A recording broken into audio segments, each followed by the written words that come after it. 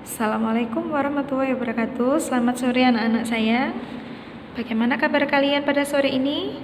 Ibu berharap kabar kalian pada sore ini baik-baik dan dapat mengikuti pembelajaran sebagaimana kalian di sekolah.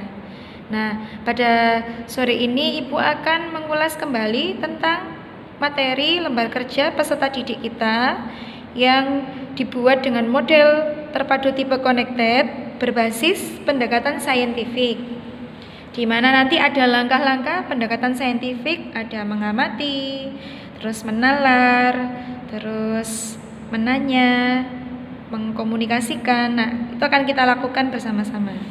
Baiklah, yang pertama adalah pertemuan 1 anak-anak ya. Judul LKPD kita adalah keanekaragaman agama dan suku bangsa yang ada di Indonesia. Materi tersebut ada di tema 7 ya, subtema 1. Ini berbeda dengan buku bahan ajar yang kalian baca di rumah. Jadi ada beberapa perbedaan yang mendasari buku ajar yang kalian pelajari selama ini, karena memang ilmu pengetahuan itu selalu berkembang dan kami sebagai tenaga pengajar selalu berusaha untuk mengembangkan pembelajaran sesuai dengan kurikulum yang terbaru dan tata caranya beserta bimbingan dari beberapa pakar ahli pendidikan ya. Petunjuk umum penggunaan LKPD, yang pertama berdoalah sebelum mengerjakan, kemudian bacalah LKPD sesuai dengan petunjuk yang ada di LKPD-nya. Yang ketiga, amatilah berbagai jenis kegiatan dalam lembar kerja peserta didik ini. Kemudian yang keempat, lakukanlah setiap kegiatan dalam LKPD ini dengan perintah gurumu. Nanti Ibu akan memberikan perintah, kalian melaksanakan. Kemudian ikuti setiap perintah dalam kegiatan lembar kerja peserta didik sesuai petunjuk gurumu, dan tanyakan pada gurumu apabila ada yang kurang jelas. Jadi kalian bisa bertanya tidak hanya melalui video saja. Misalkan ada yang kurang jelas, kalian bisa bertanya melalui WhatsApp, japri ibu guru bisa, atau mungkin SMS ya, atau telepon juga boleh. Karena pembelajaran kita pembelajaran online atau daring. Kemudian petunjuk khusus penggunaan lembar kerja peserta didik. Yang pertama, bacalah dan pahami dengan baik uraian materi yang disajikan pada masing-masing kegiatan pembelajaran.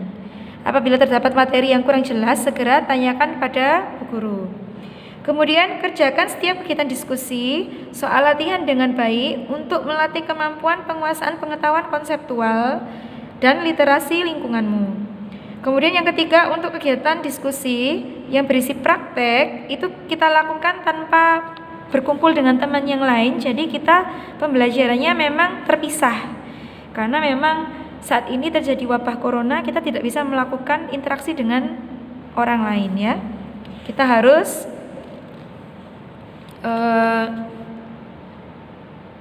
memisahkan diri dengan orang lain ya.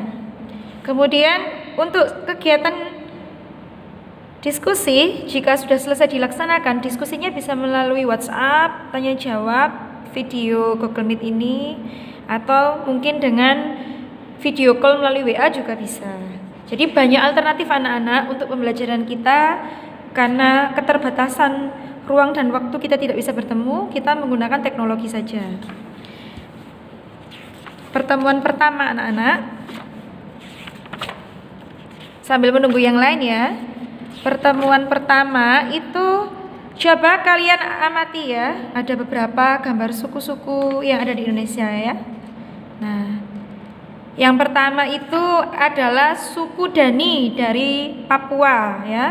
Kemudian ada suku Tengger, ada di Jawa Timur, Provinsi Jawa Timur, dan mungkin kalian pernah pergi ke sana dengan keluarga atau orang tua karena sangat terkenal tempatnya. Kemudian yang ketiga adalah suku Nias yang berasal dari Sumatera Utara ya. Nah, dari gambar di atas menunjukkan bahwa kalian sudah berusaha mengerjakan tempo hari kan, sudah membaca. Nah, maka kalian bisa mengisi.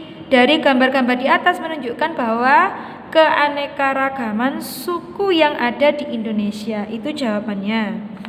Kemudian gambar di atas merupakan keragaman suku yang ada di Indonesia, itu jawabannya.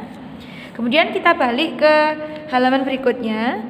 Setelah kamu mengamati beberapa gambar di atas, bacalah teks di bawah ini dalam hati ya. Kalian bisa membaca, itu ada beberapa gambar dan sebuah narasi tentang keragaman budaya yang ada di Indonesia. Nah, dibaca di dalam hati ya. Ibu beri waktu sekitar 5 menit lah untuk membaca. Kan sebelum kita mulai pembelajaran, LKPD sudah kalian terima di minggu yang lalu. Tentunya kalian sudah beberapa ada yang membaca LKPD tersebut.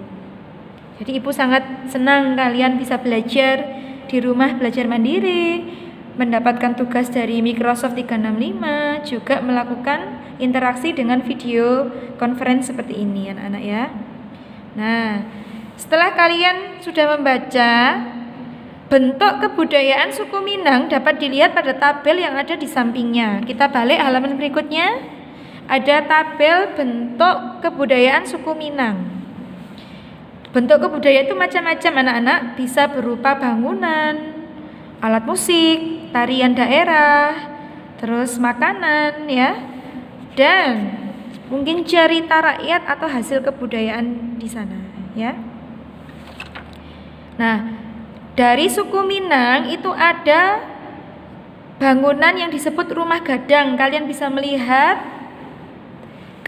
melihat di LKPD-nya ya.